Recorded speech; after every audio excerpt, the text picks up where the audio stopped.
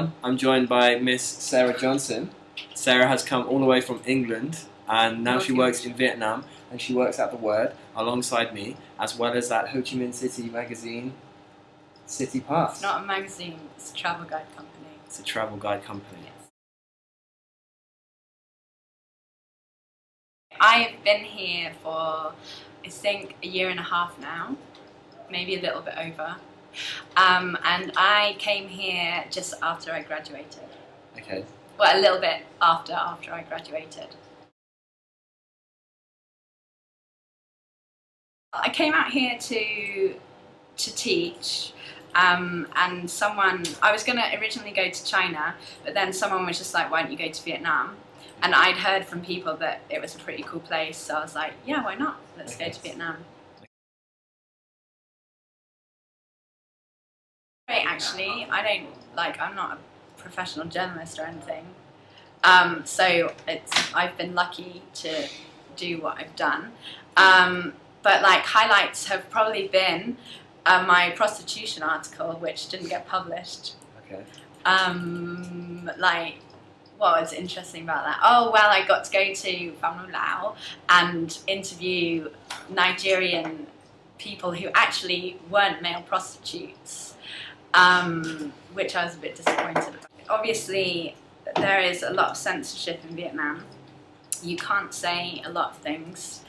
Like my prostitution article, I thought I dulled it down a lot, and my editor Christine dulled it down a lot, and I think the big editor Nick also played around with it, but it just, at the end of the day, they couldn't print it. Even though a lot of newspapers nowadays, or well, Tan Ninh especially, they're becoming more open. Yeah, more open, and they talk a lot. They talk a lot about a lot of the problems in Vietnam. But you know, we're a new publication, not worth taking a risk. Sure. And also another problem is the language barrier, I find. Okay. Like, you want to talk to a lot of Vietnamese people and you just can't because my Vietnamese isn't good enough.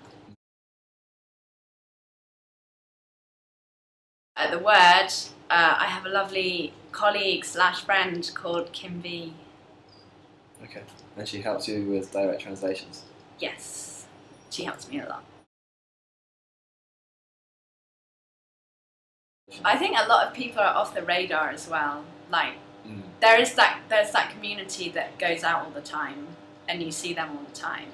Then there's also other people. I don't know. So some people I like, some people I don't, just like anywhere else. Cool. It's weird though.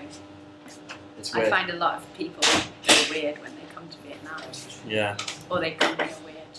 Okay. Not weird, but interesting. I think the Vietnamese are great, generally.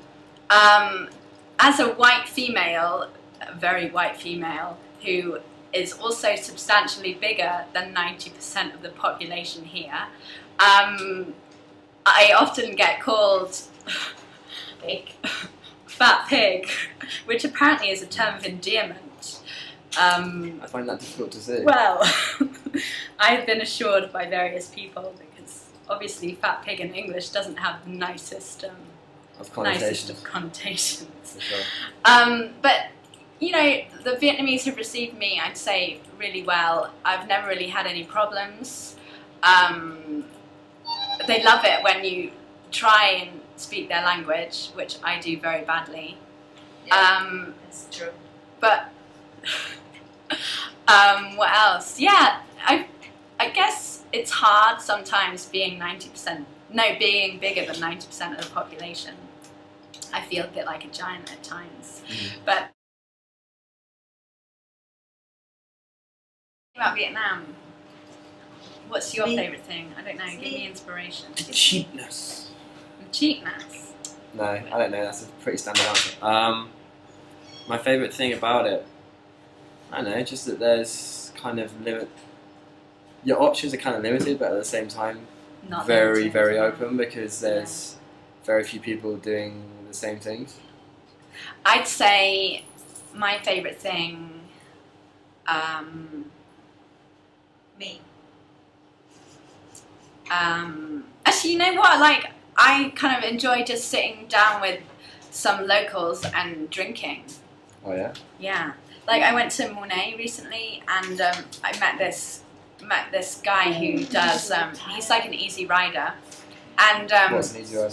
oh, a motorbike tour guide. They like take people on trips around, and he's based in Mornay, and yeah, he like I hardly knew him, and he was just like, so come and drink rice wine with me and my family tonight. I was like, okay, so I just went and got drunk with them. It's great.